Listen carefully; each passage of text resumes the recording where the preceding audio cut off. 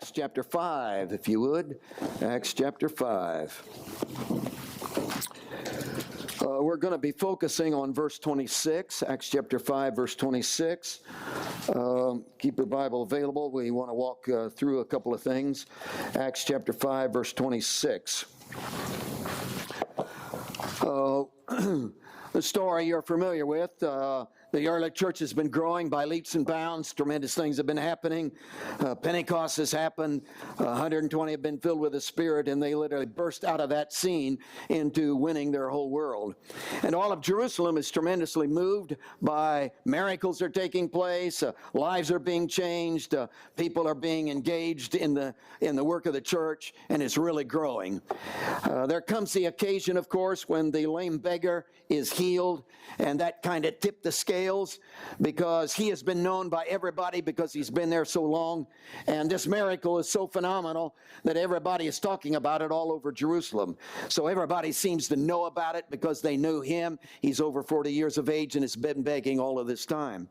And Peter and John were involved in that miracle.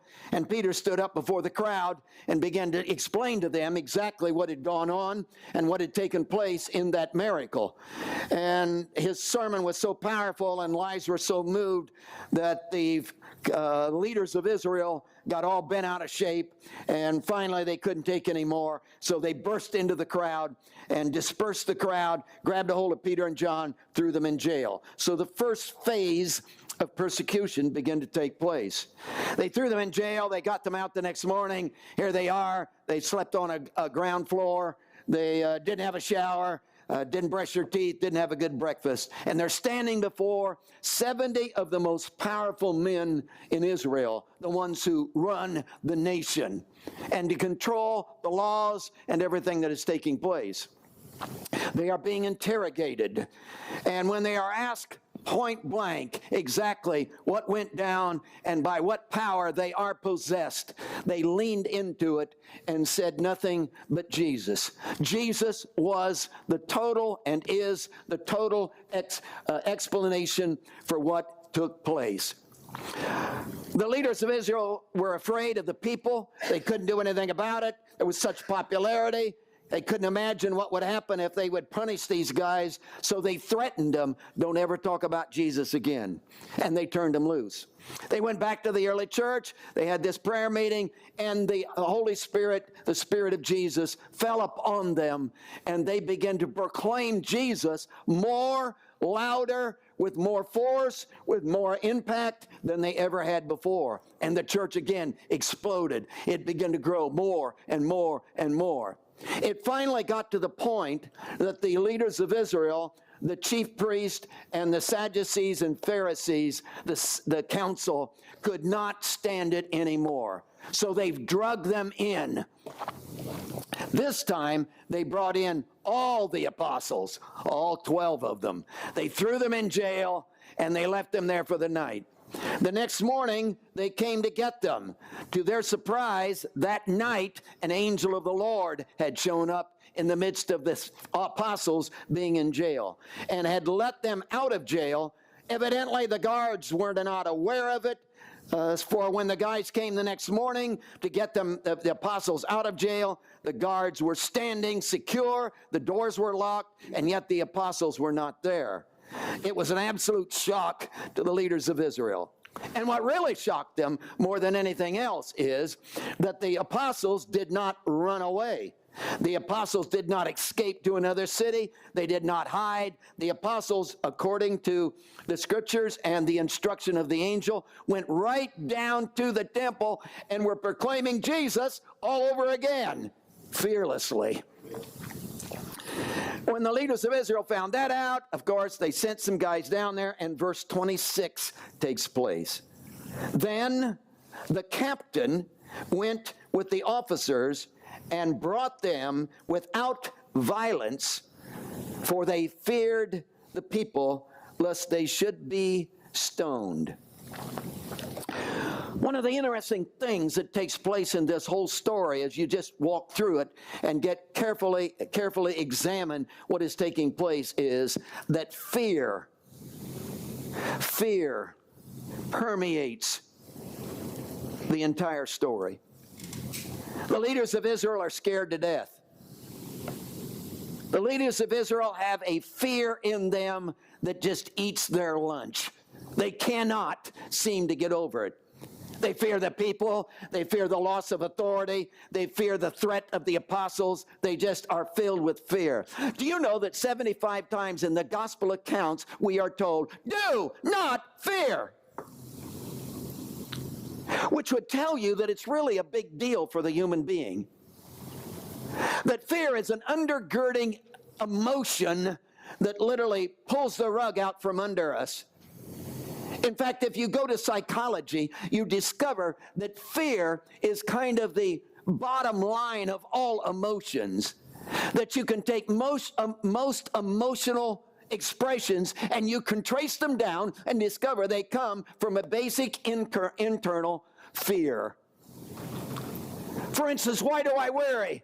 Because I'm afraid. Why do I have anxiety? Because I'm afraid. Why do I get upset with you? Because I'm afraid I'm not going to get what I want. Fear somehow is the undercurrent emotion that determines decision, determines how I act, determines how I respond, determines what's going on in my life. And it's easy in my masculinity, since I'm so manly, to lean my shoulders back and say, hey, I'm not afraid of anything. But the truth of it is, down at the core of my life, I'm probably afraid of being afraid. Fear is a reality. And again, it's all over the story. Look at verse 26 with me then. Then the captain. Now the captain is the subject of the whole verse. So he's the star in the verse. One man, and he's the right-hand man of the high priest who is over everything going on in Israel. So this is a guy of extreme authority. So the captain takes over. And the verb, the main verb of the verse, verse 26, is brought. So the captain went with the officers and brought. Them is the direct object, which of course is the apostles. So the action, the entire action of the head man or the right-hand man of the high priest is the action of going and bringing these apostles in, getting them under control. They are no longer in jail. They are out free, and yet they haven't run away. He grabs them, brings them. But note, he is gone himself. He didn't send someone else to go. And then you have the motivation of all of that. Do you see it at the end of the verse? For, which tells you cause. This is why the captain went himself. For they feared the people. So his action is based upon fear. The people, the apostles are so popular with the crowds. The people, the apostles have done so many miracles. The people, they hold them in such high esteem. The people have been accepting the message of Jesus. The people, and they are scared to death of the people. In fact, it says, for they feared the people, lest they should be stoned. So there's a fear for their own lives in the midst of this. Not only the loss of authority, but the loss of their own lives. So why did the captain go himself? He went to be sure that this was handled properly and there was no violence and no one got hurt, because they feared the people lest they be stoned. Many Sundays ago, we talked about a previous verse, which is verse 24. And while the word fear is not used in verse 24, it is highlighted again in verse 24. It's the scene where they have put the apostles in jail again. The angels come, got them out. The apostles are now down at the temple preaching, but the Sanhedrin, the council, the leaders don't know it. So they meet in the morning, totally unaware that the apostles are not in jail. And when they send someone down to the jail, they come back and report, they're not there. And immediately in verse 24, These boys, the guys in power, these boys, the guys that got all the authority, these boys go into a frantic mode. What's going to happen? What are the apostles going to do to us? Where are they? What are they planning? Because you see, they've seen so much power flow out of these guys. They've seen so many miracles take place through the lives of these guys. They've seen such a movement go on in Jerusalem that they don't, what do these guys have some kind of magical power? And they are afraid and totally insecure. Fear.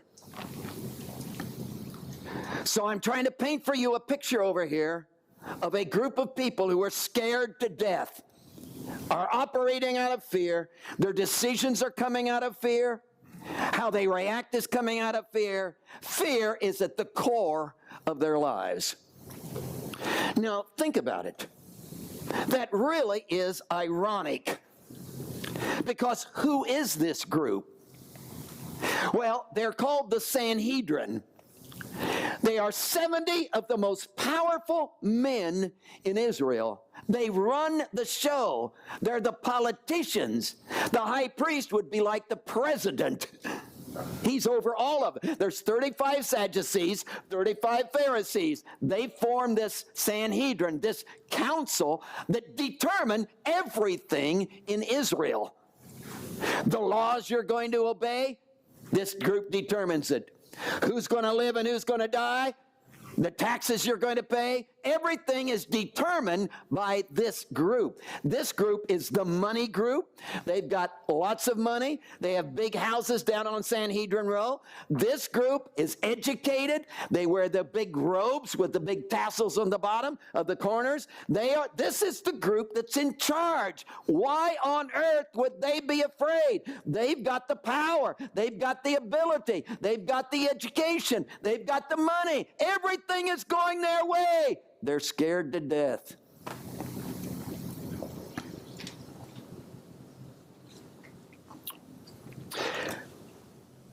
One thing that tells you, folks, is that evidently political power doesn't remove fear. Evidently, folks, money doesn't remove fear. Evidently, seminars can't get you out of fear. Evidently, the answer is not found in what this group has. Now, the interesting thing is that contrasted with that is this group over here, the apostles. And it is so exciting because everywhere you go in the story, these boys are fearless. And when you contrast them with this group, you say, what? Because this group is educated, this group is not. These guys are from Galilee, which is way up north. They're not from the south. What do they know? That was a joke. You guys are awful tight. These boys, what do they know? Again, they read comic books. These guys read fat books. These guys listen to country and western music. These boys go to opera. See, these guys don't have any money. These boys got lots of money. See, everything you want in life, these guys have, these guys don't have. Except these guys are scared to death. These guys are not. In fact, when you go to the first interrogation, the first phase of the persecution, Peter and John, the lame beggars have been healed. This group comes in, grabs Peter and John, puts them in jail, brings them out the next morning.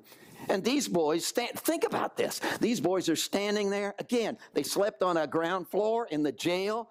They didn't have toilet facilities. They had no shower that morning. They couldn't change their clothes. They didn't get to comb their hair. They didn't get to brush their teeth. They've had no breakfast. They're drug in before these powerful men who are sitting there in double-breasted suits, who've had a good breakfast, who are the people of power. These guys should be on their face. Peter and John should be groveling. They should, we're sorry, we didn't. Their lives are being threatened. And when they're being interrogated, you know what Peter and John do? They speak with such boldness that this group here says, how are they doing this? Why aren't they scared?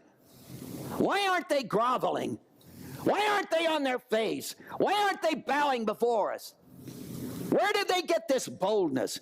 Where does this fearlessness come from? They're uneducated. They're untrained. They should be, what is going on here? And when they're told, don't you ever talk about Jesus one more time, you know that this group says, don't ever talk about Jesus one more time. Peter and John say, we can't help ourselves. How are we going to deny what we've seen? How are we going to deny what we've experienced? How are we going to deny what's come into our lives? And for fear, this group, scared to death, for fear of the people, turned the disciples loose. And when the apostles were turned loose, they went right out, and what did they do? Talked about Jesus more forcibly than they ever had before, because they're fearless. This group gets all bent out of shape again, brings them in, second interrogation. And what do they say? They say, if you look at verse 28, did we not strictly command you not to teach in this name? Well, yeah, you did. And look, you have filled Jerusalem with your doctrine, and you intend to bring this man's blood on us. In other words, you, in a fearless, without hesitation manner, went right out and did exactly what we told you not to do, because you are fearless.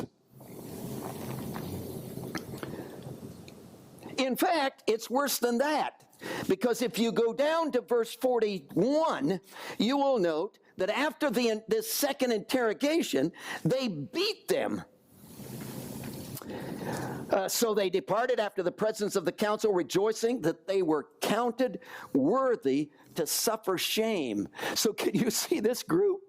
These guys, they've got nothing going for them. These guys, they haven't got any of the benefits this group has, but these guys take the beating, go out of there, rejoicing that they got to suffer for the name of Jesus. And it says, and daily in the temple, in every house, they did not cease to teach and preach Jesus as the Christ.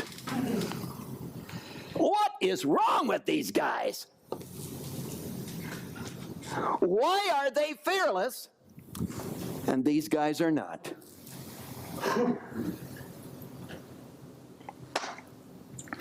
Do you realize it hasn't always been that way?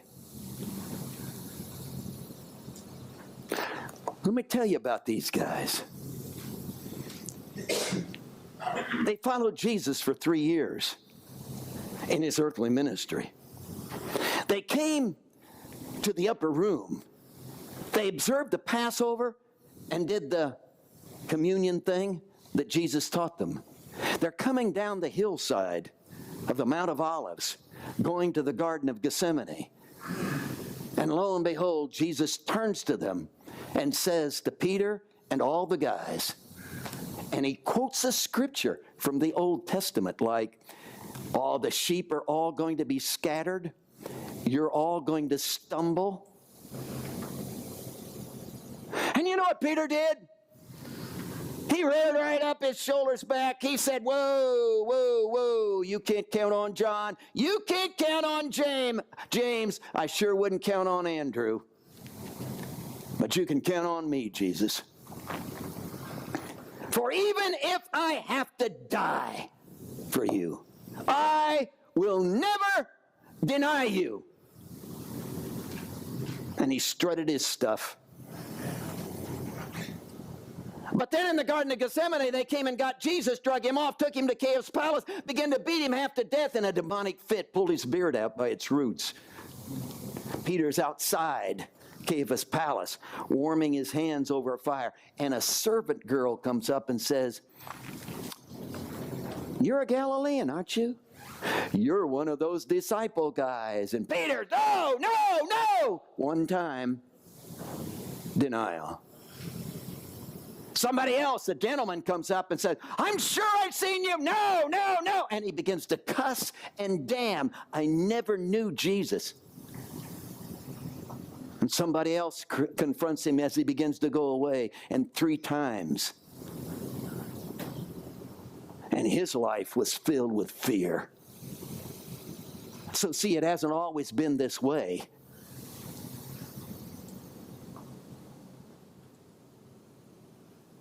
What's happened to these boys? What's taken place in their lives? Well, you see, it's not complicated. Could I learn it in a Saturday seminar? No. Will it take 12 steps? No.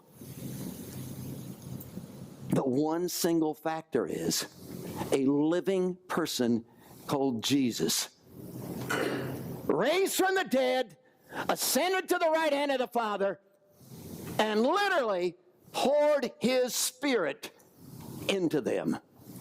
So that the living Christ literally engaged the inner emotional structure of their lives and brought them the stability of the presence and the security of the wonder of Jesus in their lives.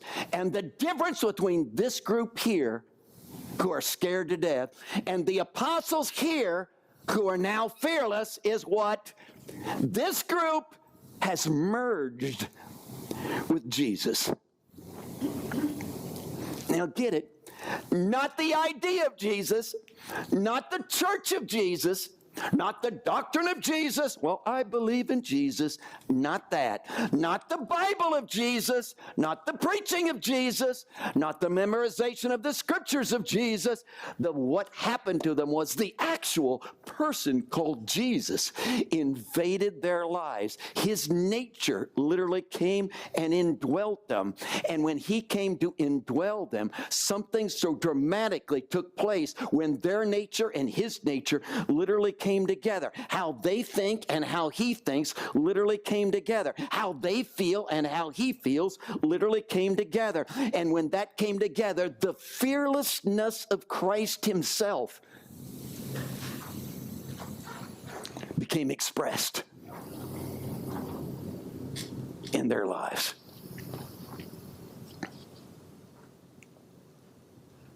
How are we going to stop them? You can't. How are we going to shut them up? You can't. How are we going to talk them out of this? You won't. How are we going to scare them out of it?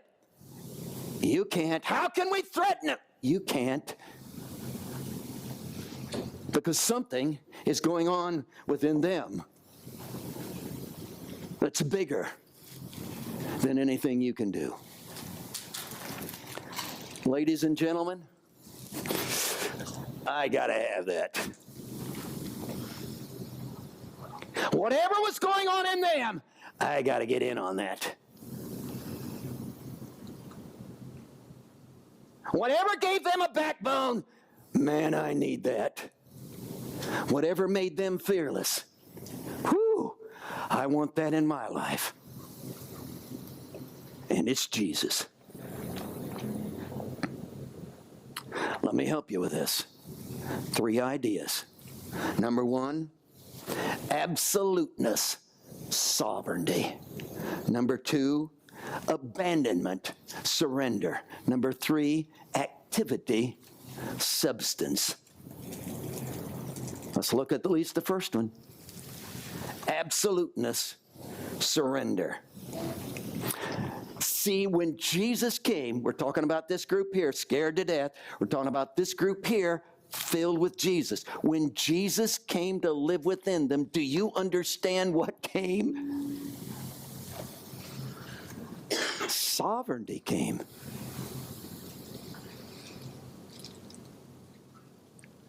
Now, folks, anybody who believes in God at all admits God is sovereign.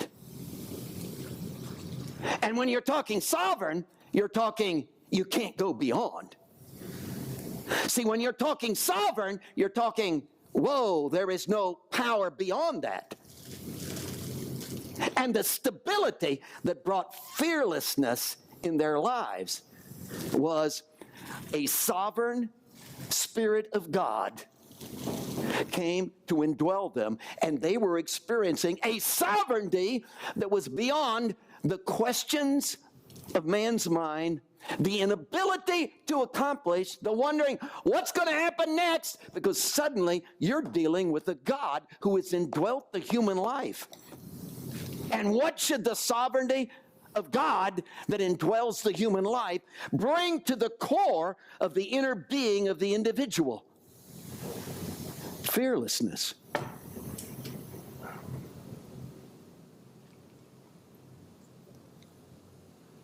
Did you get that? I'll be glad to say it again. See, when a God who is sovereign, who is totally in charge, above which you cannot go, comes to indwell the human life.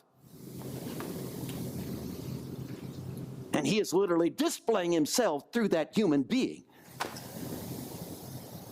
There is no room for fear. Woo! For what is there to be afraid of when he is present? The sovereignty of God. Now, all of that sovereignty, don't think about it in terms of out there. Woo! Don't think of it in terms of woo! Don't think it in terms of that. Put it in the context of the resurrection. Do you understand? I have no way of relating this to you.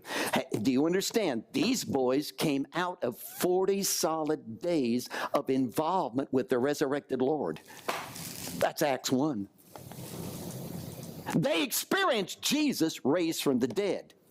See, the whole thing that shifted their lives was not learning a new philosophy. The whole thing that shifted their life was not a new concept. The whole thing that shifted their life was not some new insight. The whole thing that shifted their life was Jesus was dead. We saw him die. Now, 40 days.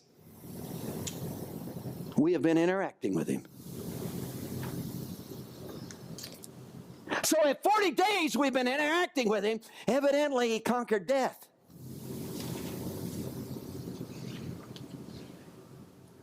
If for 40 days we've eaten with him, slept with him, traveled with him, whacked him on the back and our hand didn't go through, got up in the middle of the night to pinch him to be sure he was still there, 40 solid days we interacted with this guy.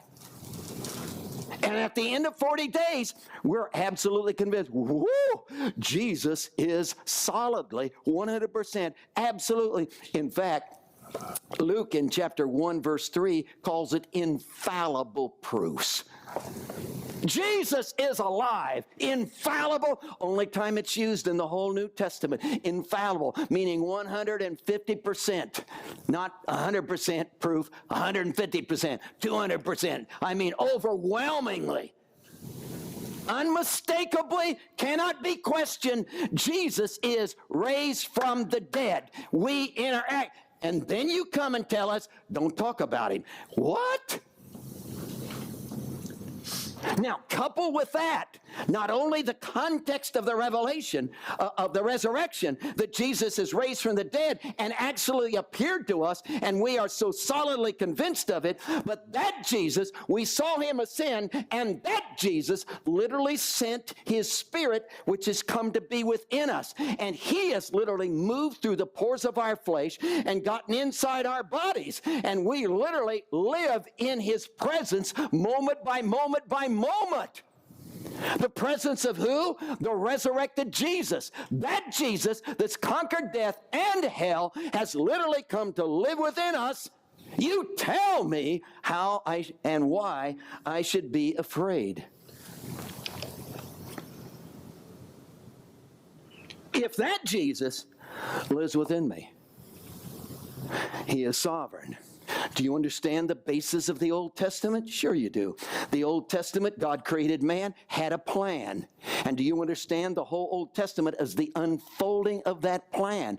Do you realize all the things God went through, all the things that the devil threw into the plot? Do you realize all of the people who fought against the plan? And yet the whole Old Testament is the plan of God that cannot be stopped.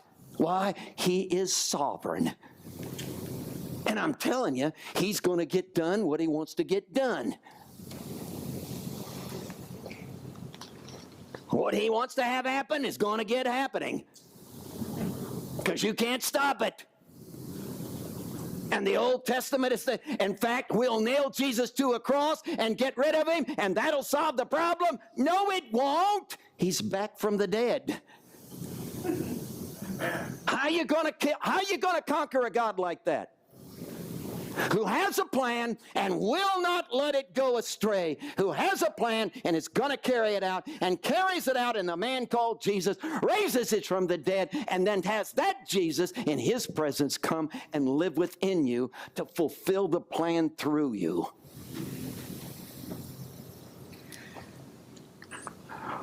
Where is there fear in that? There is no fear in that. It's interesting, and this is the whole heart of the book of Acts. In Acts chapter 2, verse 1 through 4, Pentecost is talked about. It's the actual coming of the Spirit of Jesus into the human life, which was his dream for you. And he describes that in terms of sound from heaven. Heaven is not a location. In that verse, heaven is a location. There is a heaven. But that's not what he's talking about there. What he's talking about there is the transcendency of God. He's talking about the sovereignty, the almighty, the greatness of the sovereignty of God himself. And he says, this God, in his sovereignty, and he uses the word sound from the transcended God. What's the sound all about? It's an echo. It's where we get our word echo. So what's he saying? He's saying the transcendent God is echoing within the life of the believer. So you know what God's whole deal is. He wants to echo who he is through you. Well, how am I going to do that? Duh. You don't produce an echo.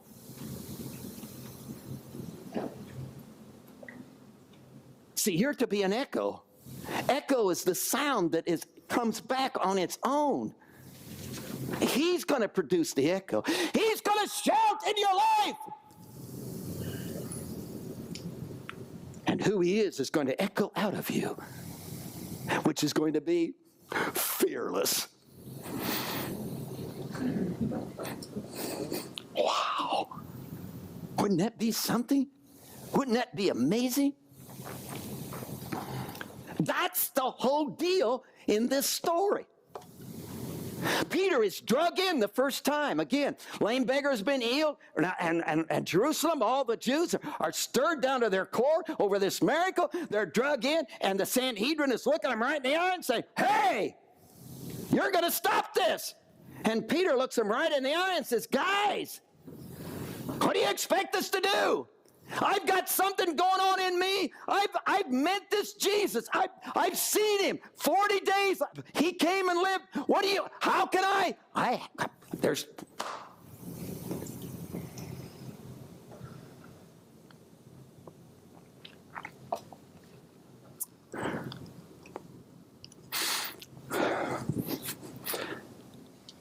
That same thing.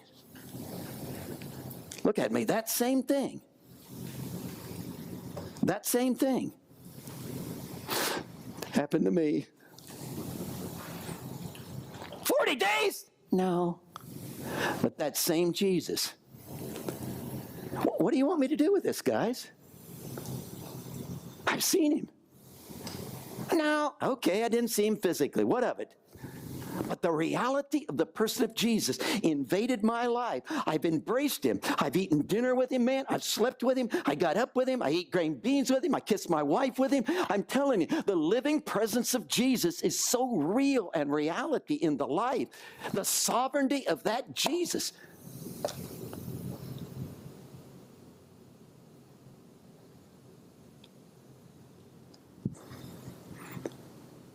No fear.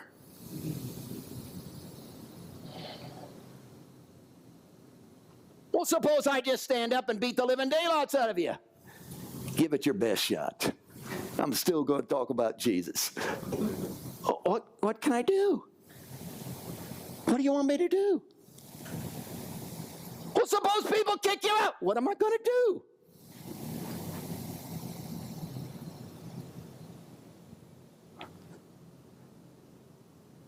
Suppose your best friend rejects. What am I going to do? What if it affects your marriage? What am I going to do? What am I going to do?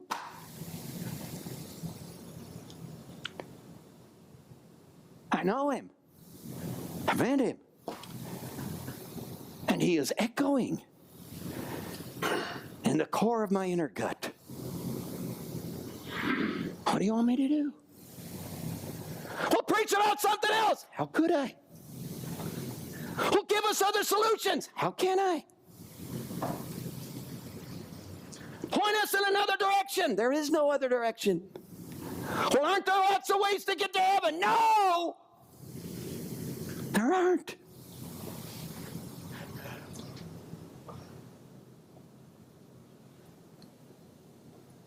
There's only one possibility here.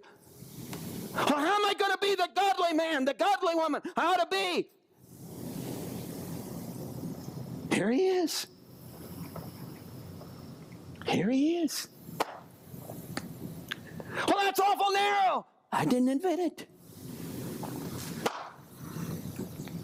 I didn't invent it.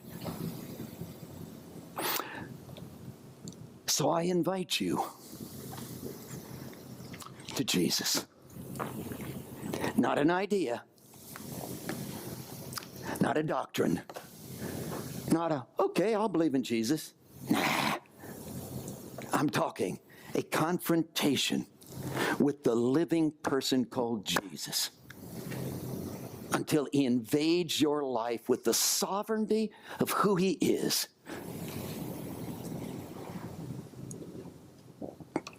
And gives you what education, seminars, management, discipline, money can't give you. And live without fear. Wow, Jesus, thank you. Thank you, thank you, thank you, thank you. Thank you for the wonder of your presence. Thank you for the realness of who you are. And God, it is our overwhelming, desperate desire. It is the passion of our heart. It is the drive of everything that's within us because you are within us. That every single individual here would know you, would embrace you.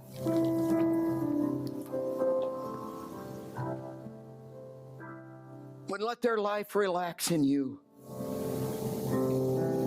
And they would live without fear. Because you are sovereign. You're in charge. You got our back. Your plan can't be stopped. And you have a plan for us. Could we just run, Jesus, into your arms today? Could we just leap into your presence? Could you just embrace us? Could you indwell us?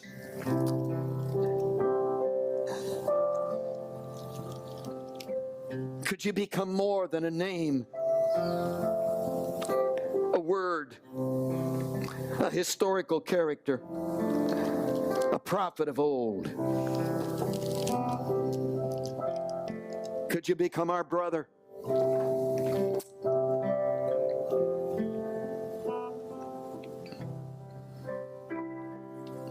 Heads are bowed. You may be fighting battles you shouldn't be fighting. You weren't meant to fight them. You may be trying to get over stuff in your life you were never meant to get over on your own. You may be trying to climb a hill, struggling, that you were never meant to climb.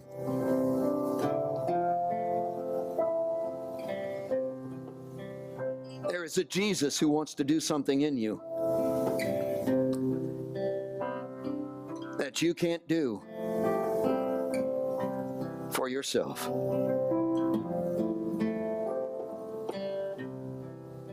Would you bring your fear?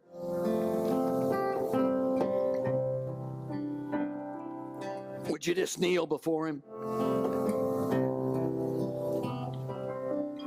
If the scripture is true, he's standing at your heart's door this morning, knocking,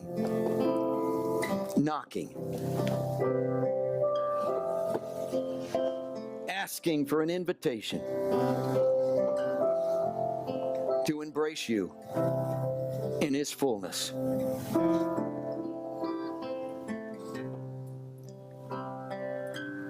So our altar's open.